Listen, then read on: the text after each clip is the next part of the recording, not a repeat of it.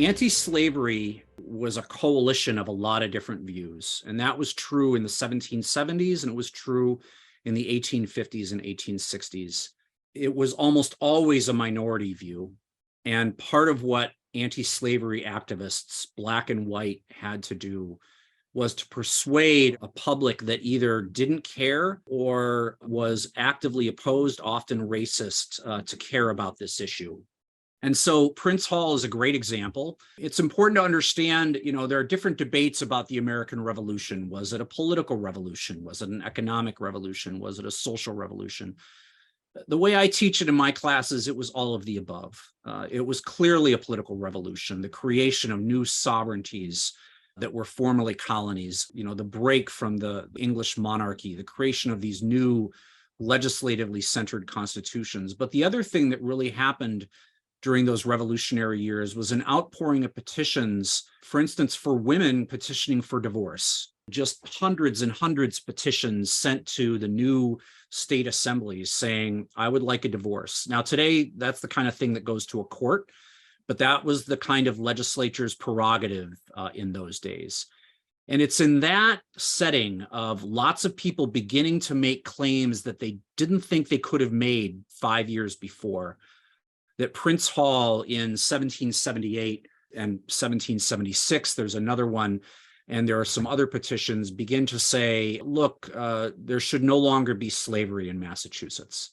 And they basically argue on the basis of the fact that they're laborers and that there are many free blacks in the state, which there were at that time, and that true labor and true citizenship in this new Commonwealth of Massachusetts, this new true republic, should not be able to coexist with slavery. There's a lot, I'm of course paraphrasing on what is a beautiful document and which can be read online. And what happens is that in the 1780 Constitution, there is a clause that is thereby interpreted in 1783 in a court decision called Quock Walker to basically abolish slavery. But that clause in the 1780 Constitution probably wouldn't have been there in the phrasing that it was had not Prince Hall and others began to petition against slavery. The abolition movement in the North, many northern states begin to abolish slavery before 1830, state by state. Anytime you see those abolition statutes in the northern legislatures, they're usually preceded by some degree of petitioning, often by free black men and women themselves, sometimes by enslaved black women and men, and sometimes by white allies, including the Quakers, who were very, very active. It's William Lloyd Garrison who, out of Boston, begins to think that, maybe what we ought to do is try to make slavery a national issue, because until that time, it had really been a state and heavily local issue. And William Lloyd Garrison, today is celebrated as, one of the true anti-slavery visionaries and founders and activists. But at the time, as I teach my students, he was kind of thought of as a quack. He was thought of as a radical, somebody whose views were out of touch with the mainstream. Even when the white majority in the North didn't want slavery to expand, they didn't want to interfere in the system of slavery as it existed in the South. And people like Frederick Douglass, people like Maria Stewart, the black female abolitionist, people like William Lloyd Garrison, they wanted none of that. They wanted the entire system to be destroyed. They wanted what you might call immediatism, the immediate uncompensated liberation of slaves, but they knew they weren't going to get that right away. Garrison came up with an ingenious ploy. He says, let's ask for something very moderate. We know that Congress doesn't think that they have power over Southern property laws, which were the laws that established slavery or legalized it in the South. But we know that Congress has power over the District of Columbia. So let's petition the Congress to basically outlaw slavery and the slave trade in the District of Columbia. There was an active slave market. Abraham Lincoln remarked on it when he was a member of Congress there, and they started petitioning for that.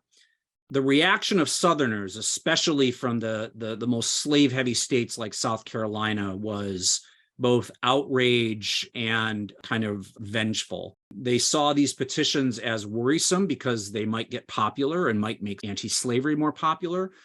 And they also saw them as an affront to Southern honor. And so John Calhoun, when he stands up and gives his positive defense of slavery, or slavery as a positive good, he's actually speaking about the anti-slavery petitions when he's making those speeches.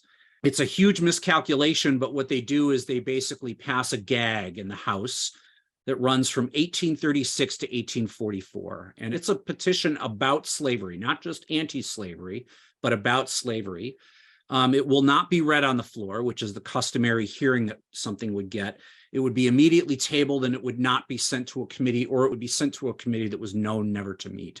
This has the opposite effect of what the Southern Democrats, one of them named Pinckney, after whom the gag is named, had intended.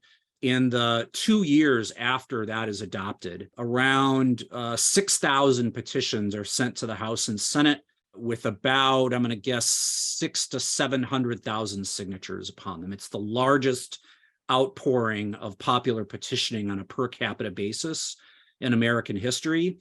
And what it does is it completely mobilizes and revolutionizes American women.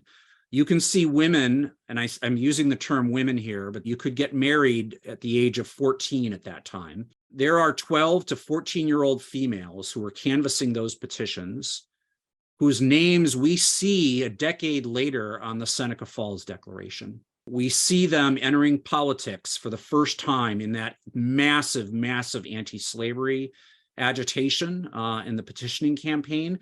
And those women stayed in politics forever thereafter. And you can find them in the Seneca Falls Declaration. You can find them in the women's suffrage movement and the women's rights movement all over the mid to late 19th century.